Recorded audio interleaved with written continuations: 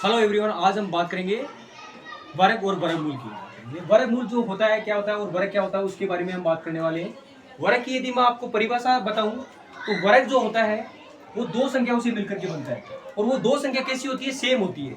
अर्थात हम कहें, जैसे मैं ये कहूँ कि दो है, दो को यदि हम दो से यदि गुणा करते हैं, दो को यदि दो से गुणा करते हैं बच्चों, तो कितना आता है? 4 आता है। कितना आता है? 4 आता है।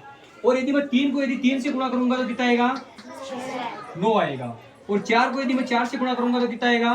16 आएगा। यानी आपको यहाँ पर ये देखने को मिल रहा है कि आपने एक संख्या को उसी संख्या से यदि गुणा किया तो आपका जो आंसर आ रहा है वो क्या कहलाता है? वर्ग कहलाता है। क्या कहलाता है?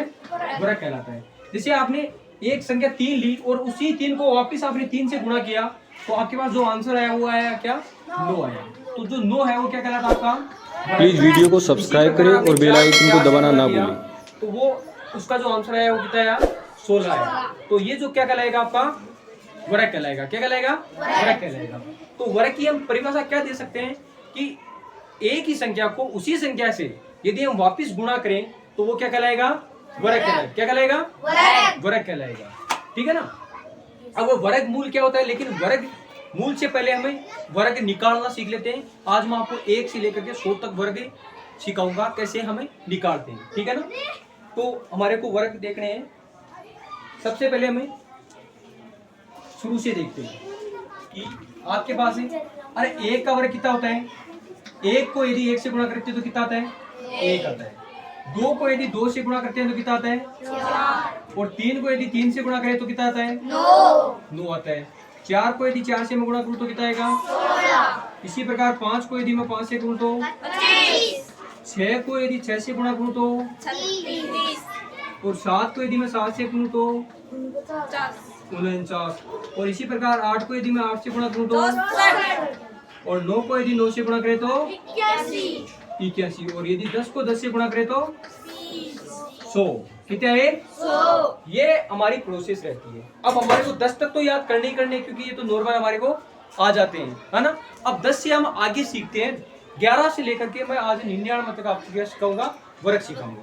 इतनी सी समझ में आ गई ना? अरे 1 से लेकर के 100 तक समझ में आ गया ना। अब हमारे को देखो 11 का वर्ग बेसिकली होता तो कितना है? 121 होता है। यानी कि 11 का वर्ग कैसे आया आपको पता है कि 11 को आपने 11 से गुणा किया होगा तब कितना आया होगा? 121 आया होगा। अब आपको ये देखना है कि ये 121 हमारे को या तो करना पड़ेगा, याद करना पड़ेगा। लेकिन हमें इसको यदि सीधा मल्टीपल करेंगे तो वो कैसे करेंगे? इसी प्रकार यदि मैं 12 को 12 से गुणा करूं तो कितना आएगा? 144 आएगा। लेकिन अब थोड़ा थोड़ा क्या हो रहा है? हार्ड हो रहा है। सारे हमारे को याद रहना पॉसिबल नहीं है। तो अब इसको सीधा कैसे सोल्व करेंगे तो उसको हमें देखते हैं। देखो सबसे पहले हमारे को देखना है, अरे 11 का तो हमारा सीधा फॉर्मेट है कि क्या है कि 11 को किसी भी संख्या से आप गुणा करोगे नहीं। एक बात ध्यान रखना, 11 को किसी भी संख्या से गुणा करोगे तो क्या करोगे? आपको करना कुछ नहीं है। जैसे मैं यदि आपको बताऊं 11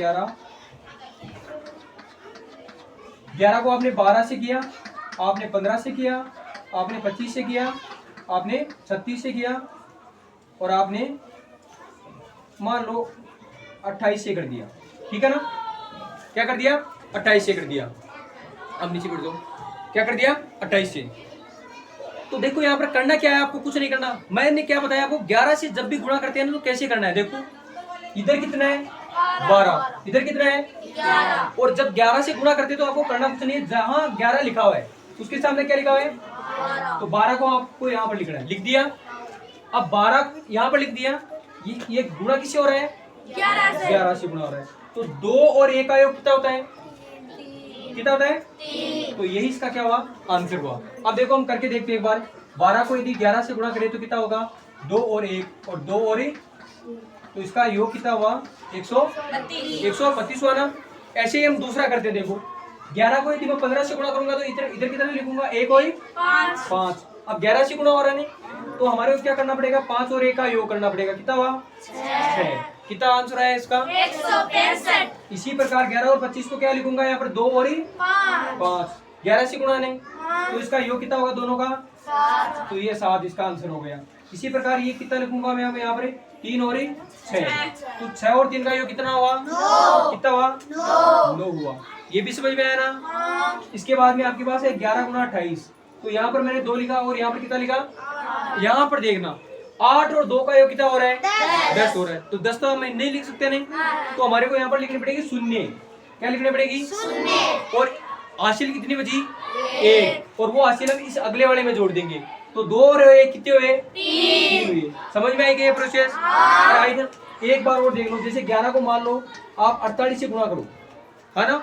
तो अब 48 से कैसे करेंगे, 4 और 8 तो आपने लिख ही दिया, है ना। अब इन दोनों का योग करना है, तो 8 और 4 कितने हो गए 12। लेकिन 12 नहीं लिख सकते ना यहाँ पर, तो क्या लिखेंगे 2। कितने लिखेंगे हासिल 1 थी ना, वो हासिल इसमें जोड़ेंगे या 8 में जोड़ेंगे 4 में जोड़ेंगे ना। तो 4 में एक हासिल जोड़ी तो कितना हुआ 5। अब एक बार गुणा करके देख लेते हैं। 48 को 11 से गुणा किया तो कितना हुआ 8 और 4, 8 और तो 8 के 8 है, 8 और 4 कितना हुआ हासिल 1, 4 और 1 कितना हुआ 528 आ रहा है ना हमारा। ये प्रोसेस समझ में आ गया नहीं। लेकिन हमारे को आज सीखना क्या है, वर्ग सीखना है। मैंने 11 का फॉर्मेट बताया, अब हमारे को सीखना क्या है वो 11 वाला देखते हैं। 11 से लेकर के ये चीज याद रह जाएगी ना। तो इसको एक बार मैं मिटा दूं, ठीक है। अब देखो 11, 12, 13, 14, 15, 16 ये देखा ना। अब यहाँ पर आपको देखना क्या, देखो हमारे को 11 का तो हमने देख लिया वैसे, लेकिन मैं 12 से समझाता हूँ आपको। पहले इसमें कितने अक्षर हैं 2 हैं।